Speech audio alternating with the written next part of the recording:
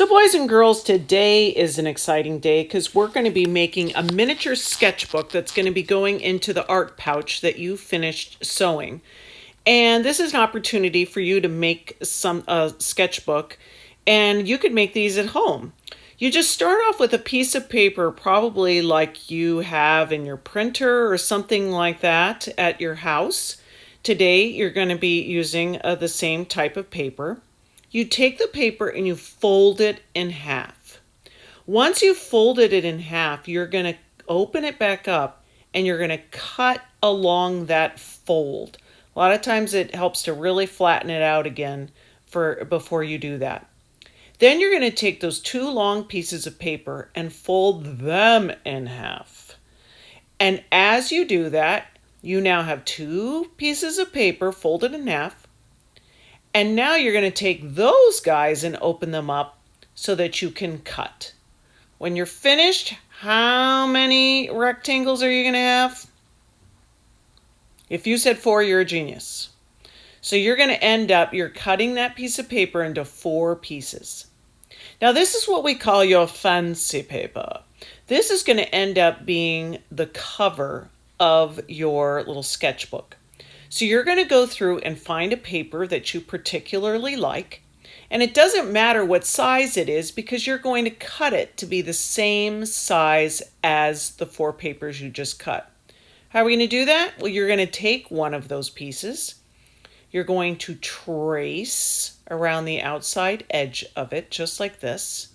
And then you can cut it out. Now, I know that when I like to make these at home, I might find Christmas paper, old Christmas wrapping, or maybe some cards that we got for Christmas that my parents aren't interested in anymore. You can even take magazines. Here, for one of my sketchbooks that I was going to do pictures of faces in, I found this picture out of a magazine. Now, don't go cutting up your parents' magazines, but anywhere where you can just find a piece of paper that has something interesting, all you have to do is just trace that one of your rectangles of your pages and cut it to the same size, and then that will be a great outside cover for your sketchbook. Now back to making our sketchbooks. Now what you're going to do with those 4 pieces is you're going to fold them in half. So you want to do a careful job of lining up those corners. You're going to fold each of them in half, 1, 2, 3, 4. Some kids even got excited about making 8, where they cut up 2 pieces of paper. I wouldn't do more than that, but for right now, you can have 4, just like this. Then you're going to take your pretty piece of paper that you've cut to the size of the pages, and I just folded mine in half, but I actually realized I like that side better. Now watch what I'm doing now. I'm not stacking them, I'm actually putting them inside of each other. So I'm putting, of those 4 sheets, I'm putting them all inside each other, and then I put it inside my little book. Well, how am I going to keep it closed? Well, Miss Annabelle or the assistant are going to come with a stapler, and they're going to staple on the fold. If you do this at home, if you have a stapler at home, just notice that you're going to want to have that staple close to the fold there.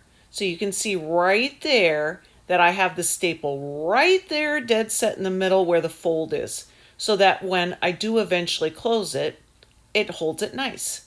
Now, if you want a really solid fold line, if your papers are your book, it won't close very nice. If you just take something like a pencil and push down really hard along your fold, it's going to make that fold really, really intense and sharp, and your book is going to stay nice and closed. Now here is where we get to start to have a little fun with your sketchbook. So for example, some of you maybe have a Bible at home that has a ribbon hanging out of it, like to use it like a bookmark. Well, all you have to do is go over, and we have ribbons cut for you. And you can maybe work with a friend or do it on your own of tying that ribbon around really tight. And then just, twirl it to where you want it to be.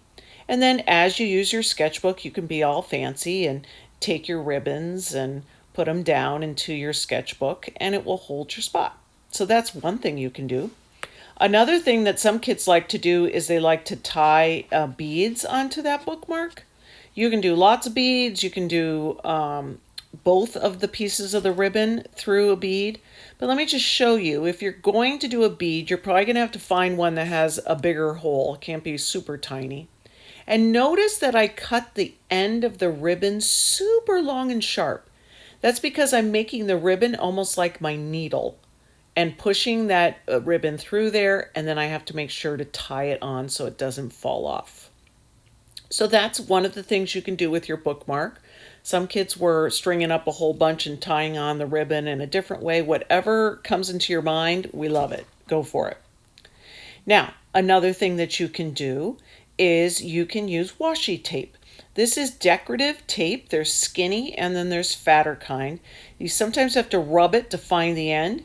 But here I'm just using washi tape to put along the cover, and then I trim it on the edges, and it just makes it look fancier, whatever. You could also take a ribbon, like the green one I have, but this time it's yellow, and you can do washi tape on the back. And then when you flip it around, it's just a cute way to kind of close up your book, or if you have leaves in there to press them, that you would just tie it shut like this. And then that kind of keeps things inside, it keeps it closed, and it's adorable. Now, something else you can do is have a button, and this would be where you would take your ribbon and twirl it around that button to close it. But let me show you how you would attach that button. You actually take one side of the wire and put it through one of the holes. Then you take the other side of the wire and put it through the other hole. Once you've got that through there, you're going to pull it tight. And then kind of like if you've ever closed a bread bag with one of those little wire things they give you, you're just going to twist those two wires to close off underneath your button. And then you can just go ahead and trim it a little shorter. And now you're going to decide where on your book do you want it. So let's say I want it right there. I'm going to take my pencil and I'm going to make a little hole right where I want the button to go. And then I'm going to take those wires and I'm going to push both of them through there. Now some kids were calling this a doorknob. They were doing it with beads and all kinds of stuff and then wrapping the ribbon around it to shut it. Super cute. And then what you're going to do with those wires is you're going to spread them out like it's doing the splits. And then you just have to secure it with something. Here I'm doing it with washi tape. Miss Annabelle can show you how she used fancy paper cut to the size of that page and glued that on so that when you opened up the book, there was a pretty piece of paper there. Now here, if you go around to the fancy papers after you've made your designs, you can find some of the other ones and cut out designs out of other fancy papers. And this is where you get into something more like what we call collage, where you're ripping a little piece of paper, or maybe you're cutting a little nameplate, or you're finding a picture of something and you're cutting it out. And you can just put that at different points inside of your sketchbook or on the cover of your sketchbook, or you don't have to do it at all. It's just kind of a fun thing. Some people really love making these sketchbooks and ending up like with a whole library of them. I know my niece makes tons of them, and she'll do different types of sketches in them, or she'll use them as a diary or as a little photo album. Now here's where we took a long strip of paper and wrapped it around and then glued it. And it's almost like a cuff where it just kind of slides around to keep it closed. And then here are some that kids have made. This was Addison in 5th grade. She went ahead and she cut out things. She made a little pocket in the front. She put some stuff on the corners. Just clever little things to keep things interesting. Here's someone that also cut out things on the cover and then just did a simple ribbon but added things with washi tape and different things that they cut out. Here's someone who made a button, and she actually glued a different piece of paper on the back so it looked like it had two different covers. Here's the cuff. You can see Miss Annabelle cut some stuff out and she glued that to the front and to the back as well. And Miss Annabelle also did more pages than you can see than just 4. And she can show you how to cut one of those pieces of paper to put into the front and the back.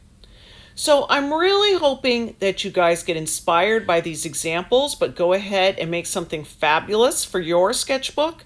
Remember, when you sit down, the first thing you're going to do is take that paper. You're going to fold it carefully in half. If you need one person to hold it while you fold it, you can do that.